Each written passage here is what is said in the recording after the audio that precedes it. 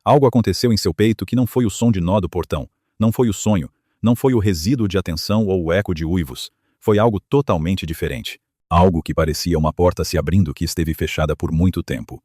E do outro lado da porta não havia escuridão, mas luz, luz antiga. Antiga da maneira específica que Finn disse que seu sangue era antigo.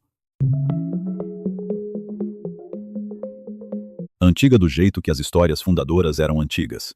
Se você quiser ver como esta história termina, certifique-se de estar inscrito com as notificações ativadas.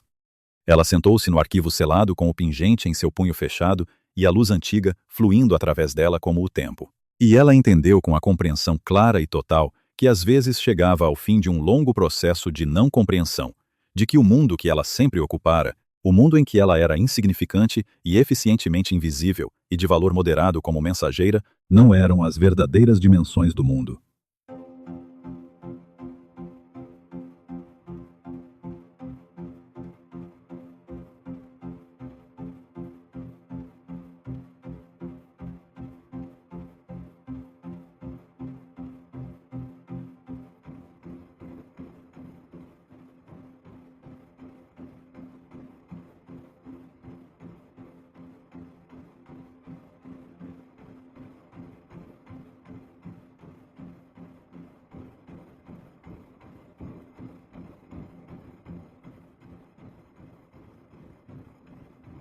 O que isso significa? Perguntou ela. E sua voz estava firme, o que ela escolheu interpretar como uma espécie de coragem. Isso significa, disse Finn, que você não é uma mensageira diplomática humana que por acaso está visitando o bando dos Core. Você é o sangue da linha fundadora, retornando às terras do bando pela primeira vez em 1,5 séculos. Isso significa que os lobos uivaram porque eles a conheciam antes que você se conhecesse. Isso significa que o registro da linhagem fundadora veio à sua mão porque pertence à sua mão. Ele fez uma pausa. E isso significa que Catelyn tem sentido o puxão do vínculo de companheira desde o momento em que você atravessou aquele portão. E ele não entende por quê. E isso o está tornando absolutamente miserável, o que, para ser honesto com você, é a coisa mais divertida que aconteceu neste tribunal em anos. Ela pressionou o pingente contra o externo e sentiu a luz antiga pulsar calorosamente contra sua pele e disse: ele não sabe, ele sabe algo. Ele não sabe que o vínculo não lhe dá um nome, ele lhe dá uma direção. Finn sentou-se na beira da mesa de leitura, com os braços cruzados e os olhos âmbar sérios, de uma forma que não haviam sido na mesa do café da manhã. Ara, a cerimônia da lua de sangue é em 2 dias. É o ritual mais poderoso que o bando observa. O poder antigo está em seu auge durante essa cerimônia. E se você a atender como membro da linhagem fundadora, mesmo uma dormente, o poder o reconhecerá. Ele responderá a você. Ele não pode não, e quando isso acontecer, tudo naquela cerimônia mudará e não haverá como voltar a ser a mensageira diplomática humana. Ela pensou nos 3 dias de sua missão. Ela pensou nos documentos do tratado e no adendo de 40 páginas e na cláusula da subseção 14 sobre o corredor comercial ocidental. Ela pensou na porta selada do arquivo que se abrira para ela sem chave e no registro da linhagem fundadora que chegara às suas mãos e no pingente que estava quente em seu punho, como se esperasse a temperatura corporal por 1,5 séculos. Pensou em Sarafene, dizendo: eu faço, e há coisas que eu poderia fazer com esse conhecimento. Pensou em ser insignificante por 24 anos, e na solidão específica disso. Pensou no que Finn dissera no café da manhã, da maneira fácil e honesta de alguém que não tinha nada a perder com a honestidade. Você foi humana a vida toda. Isso não é necessariamente o mesmo que o que você é. Conte-me sobre a cerimônia da lua de sangue. Ela contou tudo. Ele contou a ela. Levou 1 hora, e ao final, ela tinha mais perguntas do que quando começou. Mas eram perguntas melhores, mais precisamente calibradas para a situação específica, e ela era grata por isso. A cerimônia era o ritual mais antigo no calendário da matilha. Mais antigo que o salão principal. Mais antigo que o título de Rei Alfa, precedendo até mesmo a fundação do território, e enraizada na relação entre a matilha e a lua como fonte de poder e testemunha. Ocorria uma vez por ano na noite da lua cheia mais próxima do solstício de inverno, e sua função era simultaneamente prática e sagrada. Reafirmava os laços da matilha, fortalecia a conexão coletiva com o território e fornecia um espaço para reconhecimentos de todos os tipos: uniões, promoções na hierarquia da matilha, reconhecimentos de linhagem sanguínea. O Rei Alfa ficava no centro da cerimônia e servia como canal através do qual o poder da lua se movia para a matilha, O que era o motivo pelo qual a escolha de uma companheira para o rei Alpha era tratada como uma questão de enorme importância comunal, em vez de preferência pessoal, porque quem estivesse ao seu lado no centro se tornava parte desse canal. Sarafene estava se posicionando para ficar naquele centro há 2 anos. O conselho estava se preparando para isso. O anúncio era esperado nesta lua de sangue. 4 gerações de manobras políticas convergindo em uma única noite. A Ara virou o pingente D entre os dedos e pensou na expressão de Sarafene quando ela dissera: "Deixe estas terras antes da cerimônia da lua de sangue e entenda que o aviso não foi crueldade, foi autopreservação." Sarafene sabia o que Sarafene sabia antes. E Sarafene entendeu o que aconteceria se a linhagem fundadora ficasse no centro de uma cerimônia da lua de sangue. Porque a própria cerimônia faria a escolha, e a manobra política não era algo que a lua levasse em consideração. Ela foi encontrar Kalin. Não planejou o que ia dizer.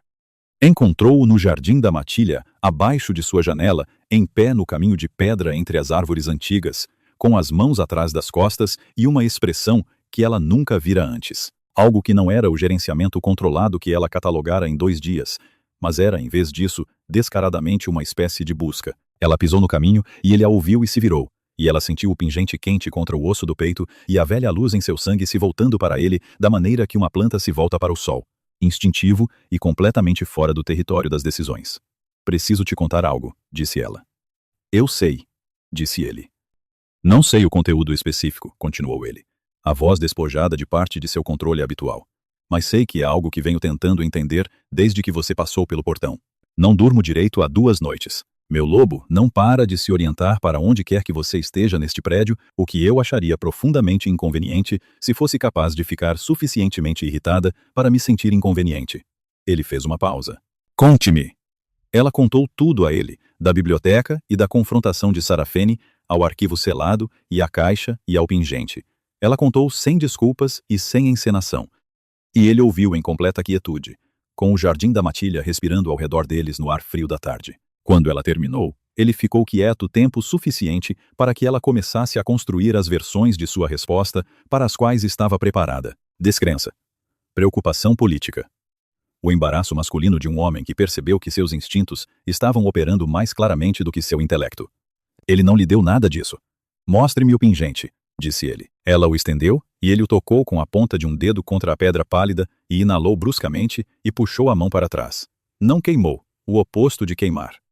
Ela observou o rosto dele e viu a expressão que ela tinha vislumbrado na sala de recepção na terça-feira, e não tinha nome para, e agora tinha um, porque sentiu o eco dela em seu próprio peito no mesmo momento. Reconhecimento. Não do tipo intelectual. O reconhecimento mais antigo de uma coisa, que procurou outra coisa por muito tempo, finalmente encontrando-a. "O conselho não aceitará isso sem prova", disse ele, a voz rouca. "Sarafene tem 2 anos de preparação e a maioria do conselho. E eu tenho um lobo que não parou de uivar internamente desde a manhã de terça-feira, e um pingente da linhagem fundadora que acabou de queimar meu dedo, sem me queimar." "Pareceu", disse ele mais cuidadosamente, "reconhecer um som que você ouviu a vida inteira e de repente entender o que ele significa. O laço tem puxado desde que você passou pelo portão.